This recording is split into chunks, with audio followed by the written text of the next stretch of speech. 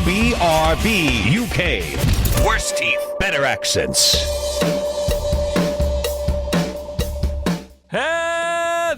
Hello, and indeed, ahoy, hoy, welcome one and all. BRB UK episode 537 is in the proverbial house. I'm Dan, I'm one of your hosts. Hello.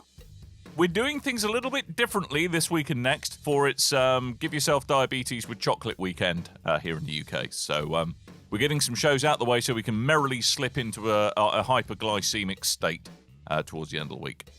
I'm joined by Timothy. Say hello, Timothy. Hello, Timothy. How are you doing? I'm okay. Yourself? Yeah, not too bad. I'm just prepping myself for there being a whole lot of Tim in this episode. But before that, just so he's got a chance to say at least one thing, it's Coleman. Hello, Coleman. Hi, that's a whole lot of Tim. Gotta get it, a Tim. Are you ready? Are you ready? Yeah. I'm not sure what assuming the position is for a whole lot of Tim, but he's got after last episode. Yeah, after last episode, he's got a whole new fan base now. Now that they know his proclivities. Of course. Yes, so that was deeply exciting for him. He now gets fondled by hedgehogs as he walks down the street. That was my favourite comment on the Discord is you stitched him up like a kipper. Yeah. But the thing was, everyone was like, a couple of people said, "Oh, did you and Coleman plan?" I was just like, nope. Nope. Spur of the moment. Just happened. Thrown under the furry bus, but hey. Wow. Some people pay for that. FYI. Yeah. I'm sure they would. I'm not a furry. Never mind.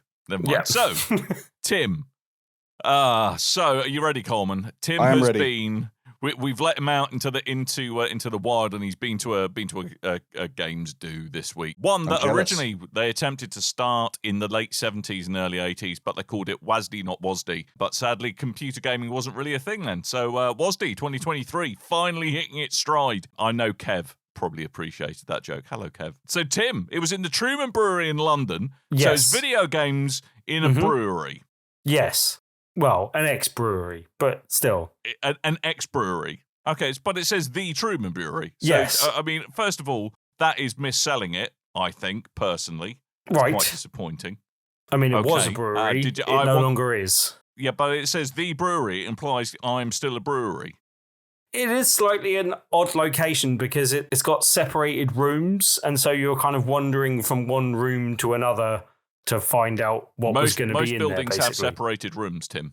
Most buildings have separate rooms. Yes, but large convention centres don't, and that was the difference I was making. I mean, this event previously took place today. This event previously took place in Tobacco Dock, which was one of my favourite venues, but did have a tendency to get quite cold.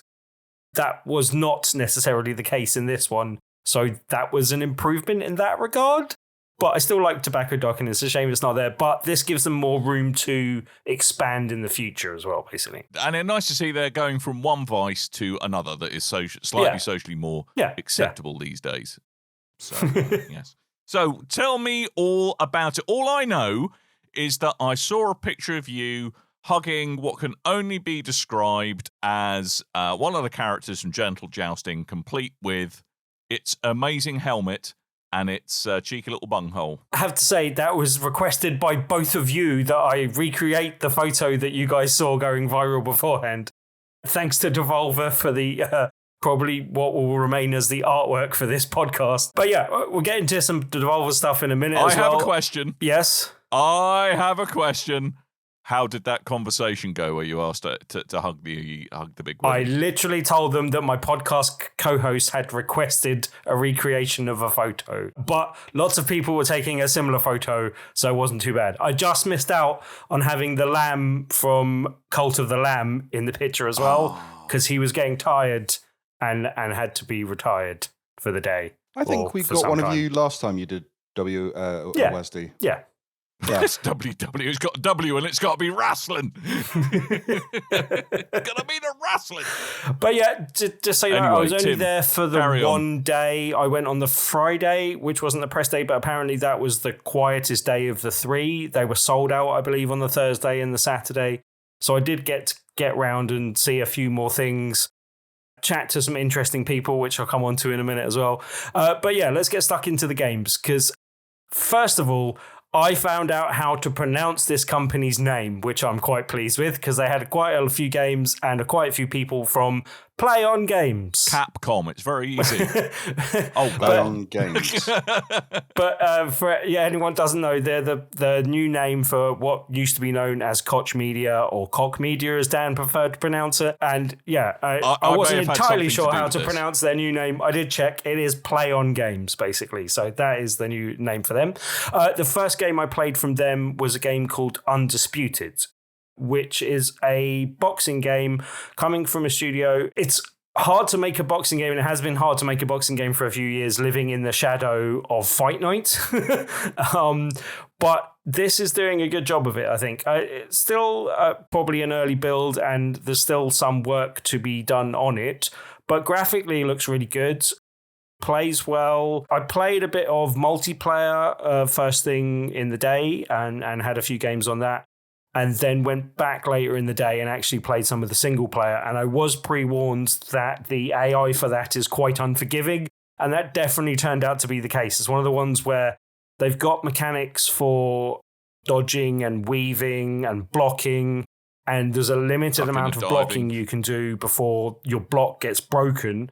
So you have to carefully balance all three, but you have to be quite good at all three and moving around the ring and moving out of the way. And then kind of using your jab to jab people off. It felt authentic and it felt like good and responsive. As I said, a bit unforgiving, and it's something I have to get used to all the systems to see exactly how that all gels together and works. But from my early showing of that, yeah, it looked really good. It's also, because this isn't always the case, and I think there was a few with Fight Night, but it's got some good British boxers in there as well. So as well as the sort of more famous Americans, and it's got some classic ones like Muhammad Ali and stuff, but it had Frank Bruno in there, which I was quite pleased about, and it had, I think, Ricky Hatton. I don't remember seeing Anthony Joshua, but I'm sure he's probably in there as well. But yeah, like a good mix of different boxers. Yep. Does it have a Tyson Fury minigame where off-season you've got to eat all of the pies? It did have Tyson Fury, and he was very, very highly rated. He got like a 91 rating, and Muhammad Ali was a 93. Verily. So his... really? Controversial. Yeah. So I thought that was possibly overselling Tyson Fury, but then I'm not as well-versed in my boxing these days, so perhaps I'm doing Tyson Fury a disservice there a little bit. But yeah, anyway, interesting game and interesting mechanically, and I think it's going to come together for a really interesting boxing game. Graphically very good, and yeah, that's definitely high on my list of things to look out for when it comes out later this year, I think. Because it's currently out on early access on Steam, is my understanding. Yeah. And you can get it for £25 on early access. Obviously, early access, your mileage may vary. Yeah. But despite not being a massive boxing fan, I must admit I always had a bit of a fondness for Fight Night. I quite like the strategy of it. Yeah. Where it wasn't just about mashing buttons. You had to look for tells, and this looks like it's very much a kind of spiritual success to that. So I might check this out. Yeah, it's definitely a bit more sim related, I would say. Like, it's really going for the realistic sort of thing of boxing. I would say that Fight Night was a bit more arcadey even, so this is even more taking a step in that direction. But I don't necessarily think that's a bad thing. I think it could be enjoyable. You can't just wail on the heavy punches like you could with, say, UFC or and to a slightly lesser extent with Fight Night. But yeah, as I said, yeah, looking forward to that one. I also got to try out Dead Island 2 and System Shock. Now, I'm going to lump these two together just because they were in the same area and I played them immediately afterwards, but also because my opinions of how interested I were in both of these games swapped round after playing them. I thought I would be more interested in System Shock, and I thought I would be less interested in Dead Island 2. That did not turn out to be the case. Because Dead Island 2 is just around the corner, isn't it? Yeah. Quite close. But basically, System Shock, I was there with a friend of the show, David, and he was a bit more high on System Shock than I was. But it's definitely a game that's being made for fans of the previous game, and it's a remake of that and stylistically, it's going for a graphical style, which is a sort of, it's not like turned up to the max in terms of like high graphical fidelity. It's very much looking like a semi-old game, although it looks like a more modern remake of like the original game than the original game was, obviously, but it's still not like going for like crisp, clear graphics. It played fine. It was interesting sci-fi setup. Apparently, it plays very similarly in terms of like layout and levels and enemies and stuff as the original game did. But I have no affinity for the original game, and I think that harmed my enjoyment of the game slightly, basically. That said, anyone doesn't know, this was the original game that like BioShock was influenced by, and you can definitely tell there's some similarities there, whacking things with a pipe to start with and stuff like that.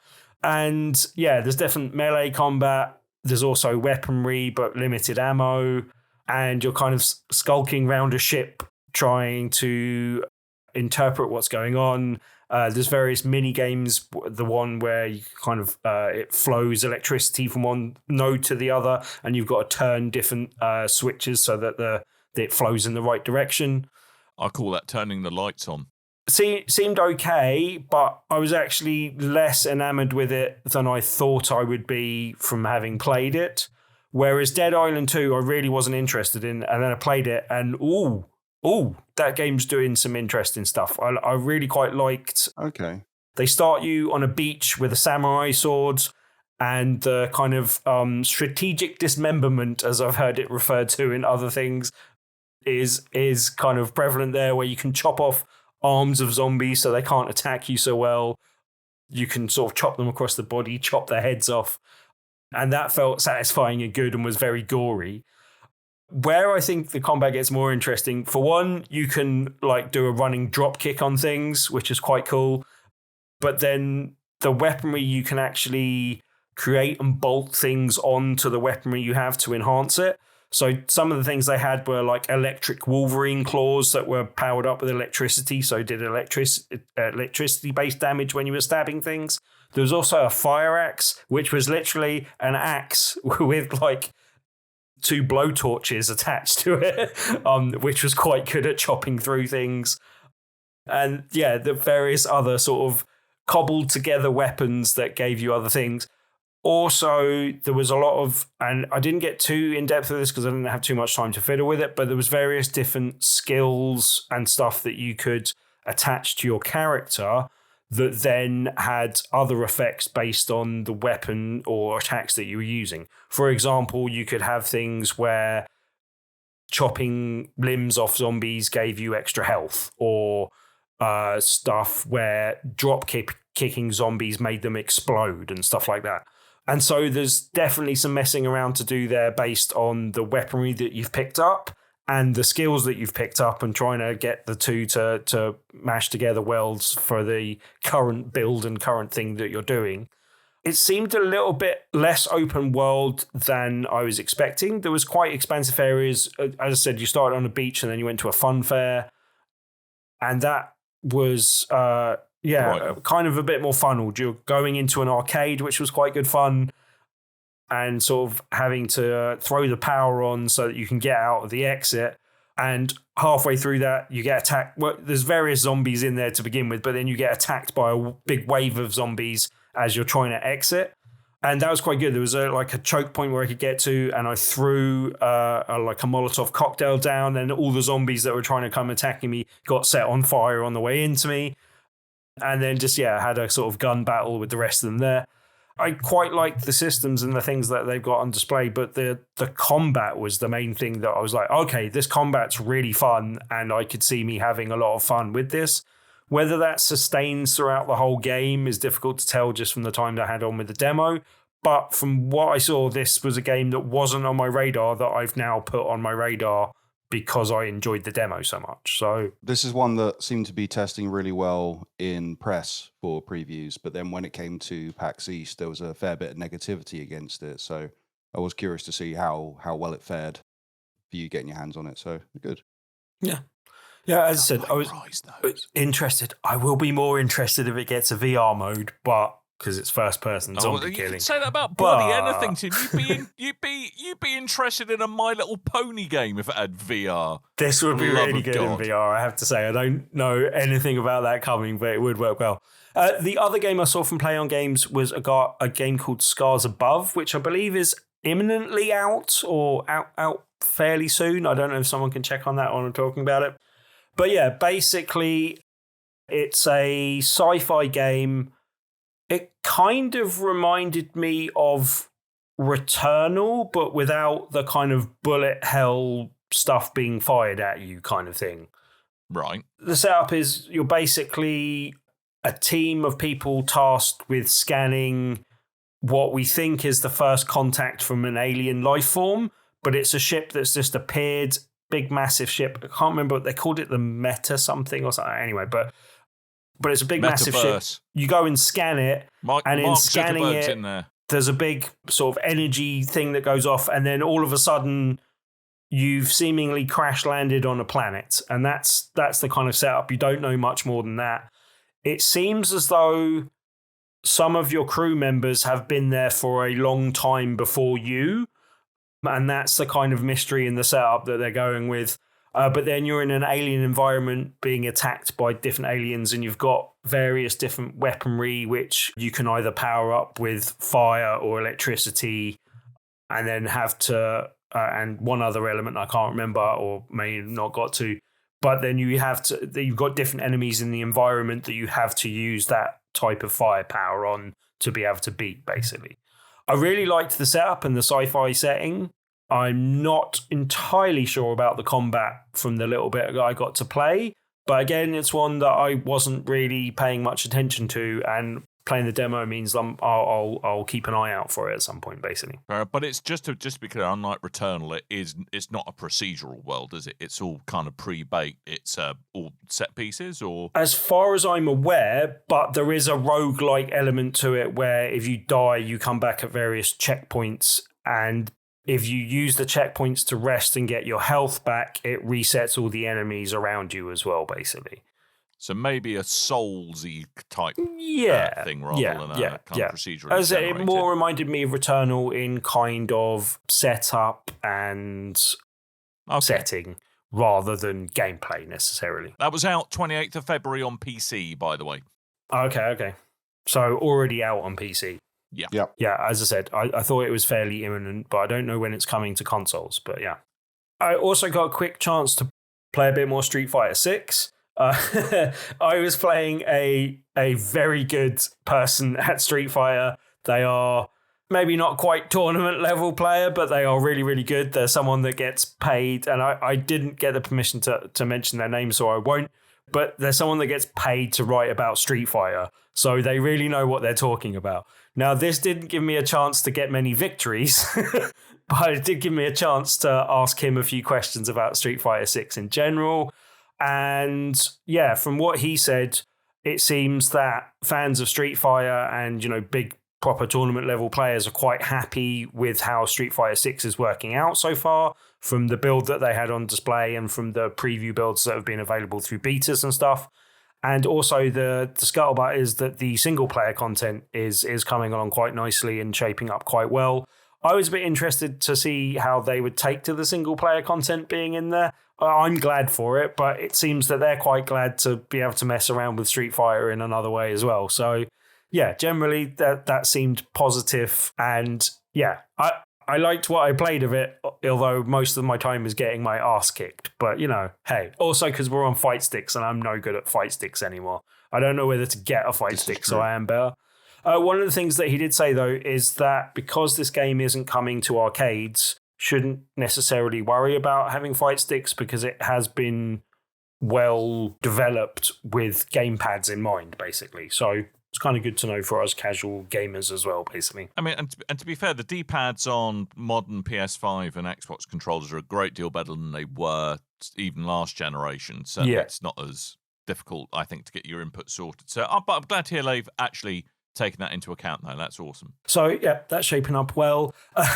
Right, I mainly put the PSVR 2 stuff on the agenda to scare you guys, but just just to mention that they had 4 games on display. It's one of the first times I've seen PlayStation actually showing off PSVR 2 at an event.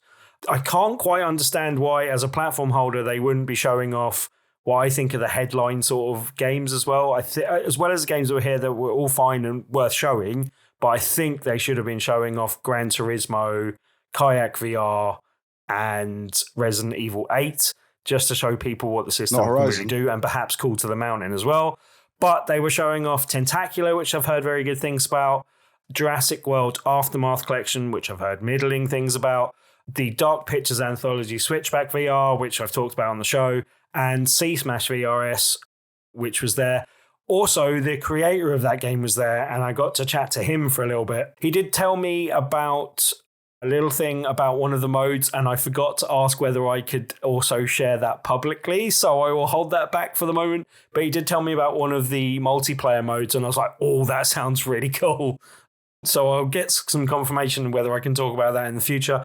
But he's also the developer of, the writer and director of Sea Smash VRS, and also the writer-director of The Last Worker, which just came out on PlayStation VR 2. So, yeah, it was nice to be able to chat to him and see what was going on with that. Also, this is the one point where I'm going to show off the fact that I actually got a quick chance to chat to Shuhei Yoshida about PSVR 2. He said, stop talking to me about VR! Stop it! Don't leave me alone. He recommended Before Your Eyes, which I've bought but not played yet. But just to say, he comes across this way generally, on interviews and just being online and from his presence that we've seen him generally. But he is every bit as passionate and friendly and nice as he comes across. So that was just really nice to meet him in that place. I think it was the day after he got his BAFTA, so he was probably up quite late the night before. Still drunk. Mad lad, Shuhei Yoshida. He was just walking away from, he was actually watching Viewfinder, which is a game I'll come on to in a minute. But he was actually watching some people play that, and he was turning to go away as I sort of jumped in and spoke to him. Classic Hibbs. It was really nice, and I commented on that being nice on Twitter, and he said it was nice to meet me, which I was really pleased about. So thank you very much, Shuhei, for being awesome. Yeah, well, there you go. But it was nice. I said if you met Shuhei Yoshida, then you have to ask him if he wants to go for a Nando's with us. Did you get to ask him if he wants to go for a Nando's? I forgot about the Nando's. I am sorry. Shame, terrible, Tim. Terrible. Shame. I only had a limited time, so there you go. Shame. Right, on to some more games. Devolver Digital were there showing off a selection of games. One of the headline ones, and reason why they had the Cult of the Lamb there is they're showing off the Cult of the Lamb DLC. I didn't actually get to play that. I did get to play 2 of, I believe, their upcoming games, although, again, I'm not sure if one of them's already had a demo out. But Gunbrella... Angerfoot have played it, talked about it on the show, was awesome. That's what I thought. I imagine it was the same demo. Let's go to Angerfoot first. I imagine it was the same demo. It seemed to be early portion of the game, just going through the levels. But yeah, that seemed like a lot of fun. It seemed very silly, just literally kicking down doors, kicking people, occasionally shooting them. Kicking people seemed way more fun, and you can knock them back into other people and stuff as well. I think you do more damage kicking them. Yeah.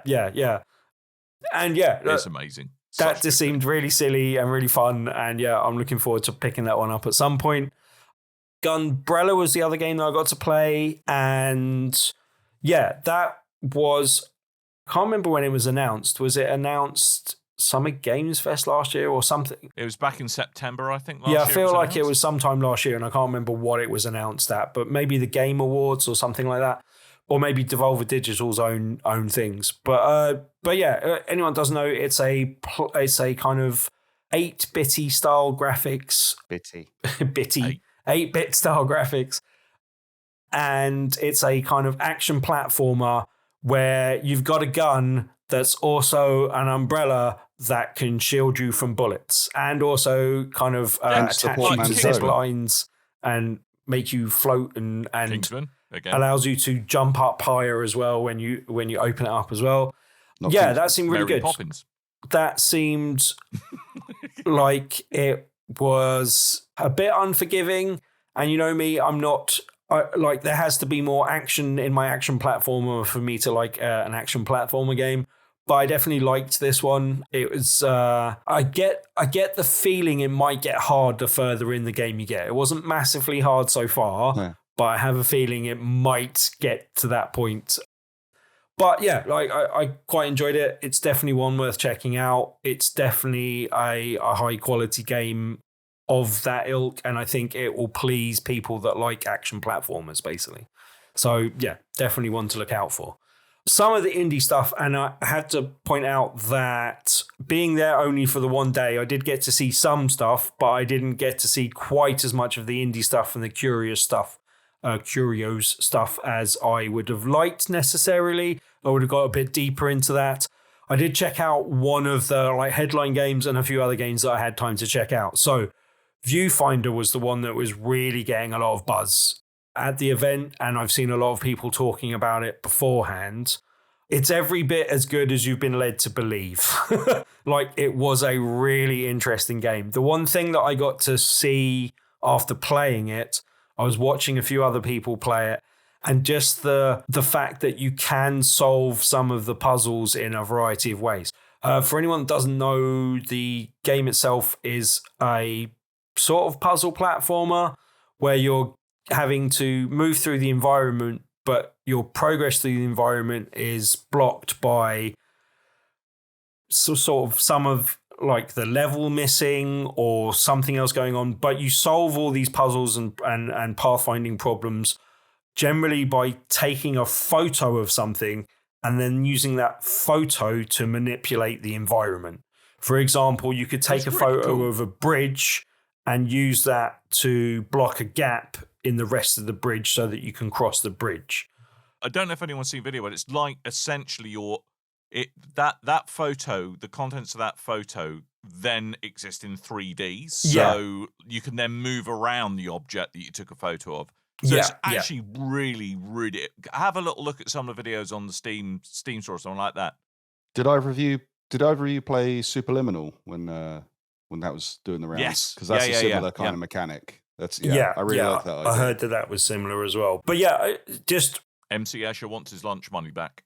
It's one of those things. It's hard to convey how kind of liberating an experience it is to solve a puzzle in a way that you didn't think would be doable, and to as you say, manipulating the 3D environment with a 2D photo. Just every time you did it and it worked, it felt like a magical experience type thing. And as I said, I was interested to see that you could solve things in a variety of ways, and there were various different ways that you could achieve the goal. And as long as you do that, it doesn't really matter how it's done, as long as it gets done, basically. And yeah, that was really interesting. There was stuff where you were manipulating photos by like turning them around to get batteries to drop out of the photos so that you could use the batteries in teleporters. And it was mainly about getting to a teleporter to then get you out of the level. And if you accidentally like place the photo over the teleporter, it would destroy the teleporter.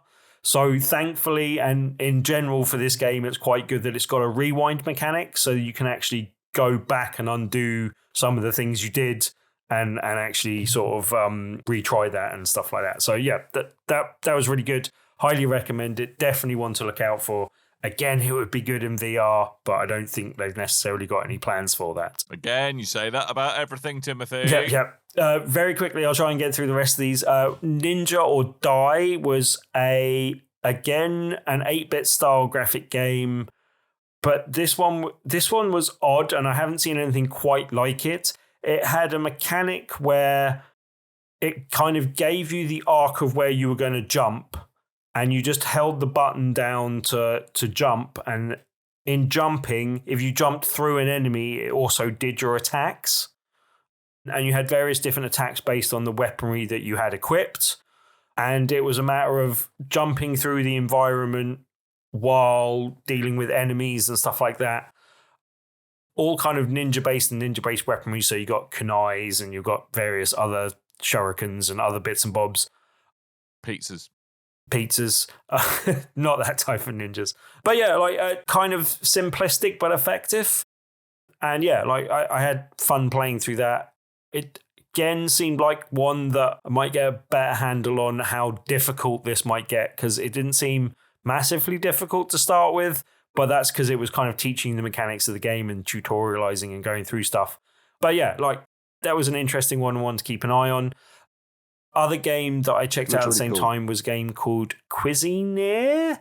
It's kind of a dungeoneering game where you're also... Did you just go down a branch of Lakeland by mistake? Possibly.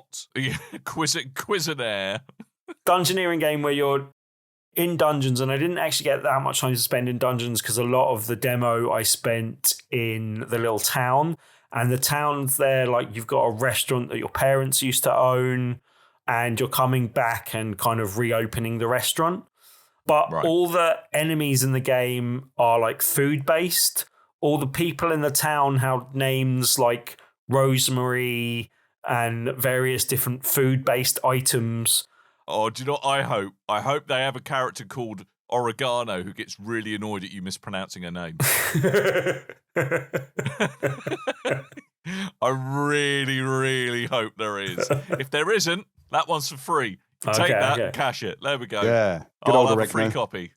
This is kind of part management sim where you're building up your restaurant and actually like placing tables and chairs in there so the customers can get in, and then going out and getting ingredients and stuff.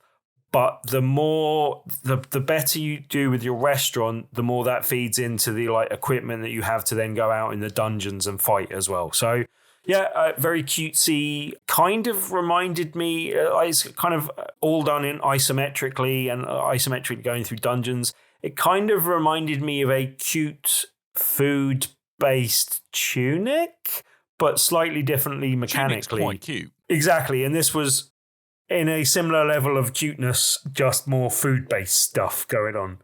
But yeah, an interesting one worth checking out at some point. If that floats your boat and sounds like your type of thing and you like a cutesy dungeon crawler, then yeah, that could be for you. Also got a quick chance to play Skera VR, which was the only VR game I played of the day. This was one that was done by a small indie studio. It seemed to be a fairly early build, and they were talking about some of the changes they were going to make to it. But it was a kind of part puzzle-based, part combat-based. And the puzzles were sort of you have like a big sword that you can wave around, and then you're kind of cutting through different things in the right order to get access through the door. And yeah, various other puzzles of that nature.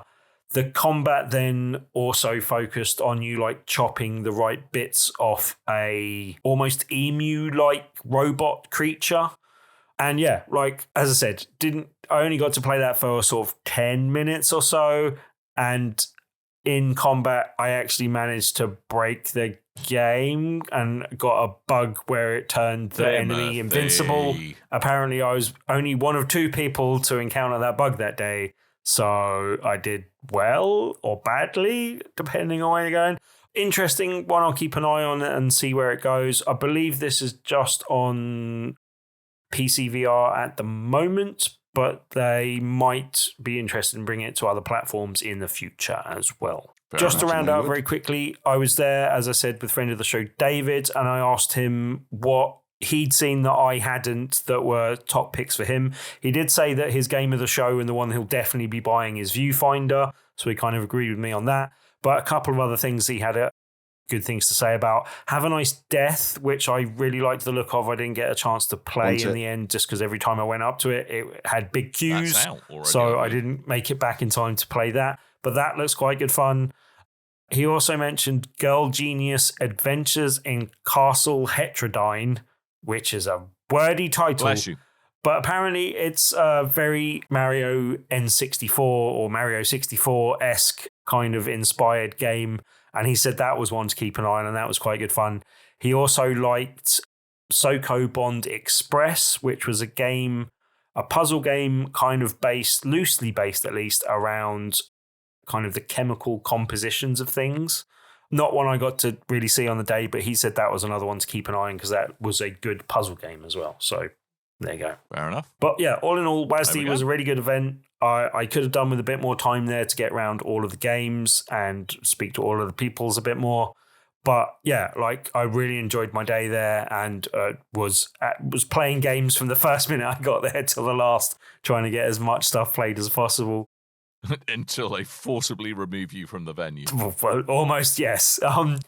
But yeah, but that was really good. I really enjoyed it. Like everyone seemed to be quite pleased with the event and in total, so I'm glad that went down well.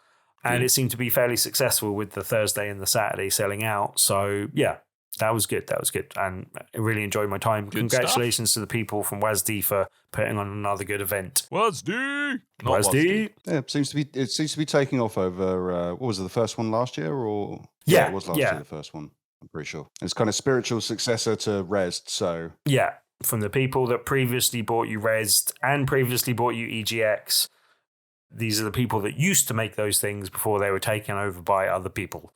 And I can see WASD overtaking... Well, I don't even know if they're doing Resd anymore, but I can see them overtaking EGX and even, whichever event they're putting on for EGX. I think EGX now, rather than being EGX and EGX Resd, has become EGX Birmingham and EGX London. And Right, that's right, yeah. The London one... last year is anything to go by, I could see WASD overtaking it with the exclusives that they get as well. So Yeah. Cool. Well, I think that's your lot, because Tim has done a lot of talking and he needs to go and have a lie down now, and me and Coleman need some paracetamol. So, yes. So there we go. Tim's at WASD. He, congratulations on chasing down Shuhei Yoshida, and that you scared him into thinking he's got a stalker on Twitter. Well done. Well done. Right, so that's your lot for this week. Slightly abbreviated list of things to remind you about. Of course, go to bigredbarrel.com, go to facebook.com/bigredbarrel, twitter.com/bigredbarrel, or just at bigredbarrel. Check out the wonderful show notes in which you'll find a link to our Discord where you can ask us a question, say hello, and do all kinds of lovely things. And also, you can go to tpublic.com/store/BRB and buy things with my face on it. Yes. My face. And we have Tabletop Tuesday every Tuesday over at the Loading Bar in Stoke, Newington, which isn't the Loading Bar in Dalston, as we mistakenly said last week. Old habits. All that. Die hard. Yep. And if you can leave us a review on whatever platform you're listening to, that would be most appreciated. Please do. Right. Cool. Well, that is your lot. We're going to be back kind of next week. It's going to be a shorter, slightly unusual show next week because of all of the away, holiday basically. type objects. Well, Coleman's not here. Coleman can't edit when Coleman is abroad. Yes. Yeah. Coleman will get in a lot of trouble if he starts editing podcasts while abroad. Well, no, we have we have the choice. When I go away and I physically can't edit the show anymore, I could either hand it to one of you two to edit, or we could do these little things, and I do like a bunch of little shows in one hit. And I think we're always going to do little shows. Yeah, little shows. That's the way forward. Yes, editing is hard. I remember when I used to do it. There's a reason I don't anymore. Yes. There we go. So thank you so much, one and all. We'll see you next time. And all that's left is to remind you that I have been Dan. I might have been Tim. You mean to tell me that Tim's been talking about video games all by himself for just over half an hour? Yep. Me and Coleman have just been the soundboard. Me and Coleman have just been the soundboard for this episode. That much been here. I thought I was chaos. Oh, well, no. All along. Yeah. Yep. Right, we're going. Thank you so much, and until next time, dear listeners, toodle bye.